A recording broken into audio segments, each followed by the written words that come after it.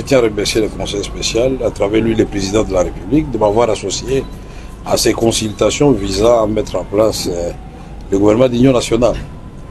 Nous avons échangé avec le Conseil spécial en matière de sécurité et je lui ai dit clairement que le gouvernement d'union nationale devait être l'aboutissement d'un processus. Commençons d'abord par la cohésion nationale, retrouvons la paix ensemble et cherchons les acteurs qui sont à la mesure des défis du moment. Il faut refaire et rassembler tous les Congolais, c'est-à-dire la cohésion nationale, parce que nous sommes en guerre.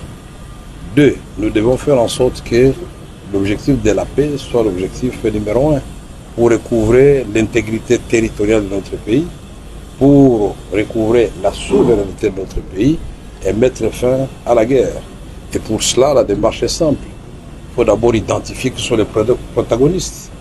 Si le terrain militaire, nous savons que c'est les M23, c'est le Rwanda, c'est dans une certaine mesure l'Ouganda, et du côté de l'espace libre, c'est le gouvernement de la République démocratique du Congo. Mais nous avons aussi d'autres protagonistes non armés, c'est l'opposition non armée, mais aussi la société civile un peu politisée qui s'oppose, qui ne partage pas nécessairement la même vision que le président de la République. Quand vous avez identifié ces acteurs-là, vous pouvez procéder par étapes. Commencez d'abord par mettre de l'ordre au sein de l'Union sacrée, qui soutient le président de la République. Est-ce qu'au sein de l'Union sacrée, nous avons mis de l'ordre? Est-ce que nous parlons tous le même langage? Est-ce que nous soutenons tous les efforts du président de la République? Est-ce que nous sommes tous mis à contribution pour soutenir le président de la République? À ce moment-là, la main tendue du président pourrait commencer par les organisations politiques de l'opposition qui le souhaitent ou qui l'acceptent. Autrement, prendre des individus qui seront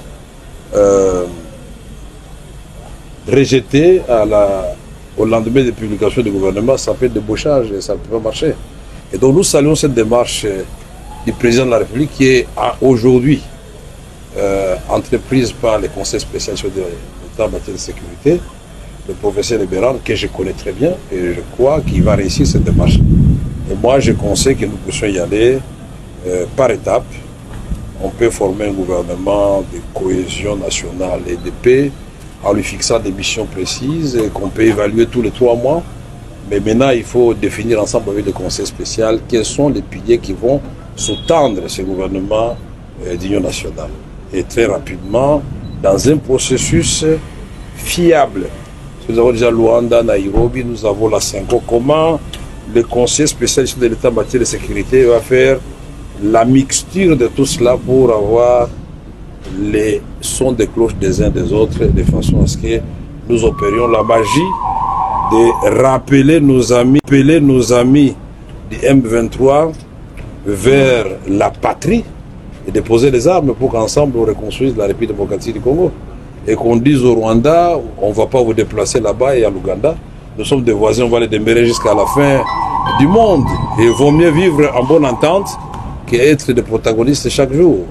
Et nous avons dit aussi au Conseil spécial du président en matière de sécurité que le président, en ce moment, doit faire en sorte qu'on ne puisse pas tolérer que n'importe qui passe à la télévision ou dans les réseaux sociaux parler à son nom pour énerver justement cette démarche de la recherche de cohésion nationale et de recouvrir la paix dans notre pays. Plus nous sommes unis, plus nous sommes forts. Il ne faut pas qu'il y ait contradiction entre l'objectif, la pensée des chefs de l'État et les actes qui sont posés sur le terrain, par les institutions, par les individus. Il ne faut pas frustrer les gens davantage si nous voulons aller très loin. Et moi, croyant, je suis convaincu que quelque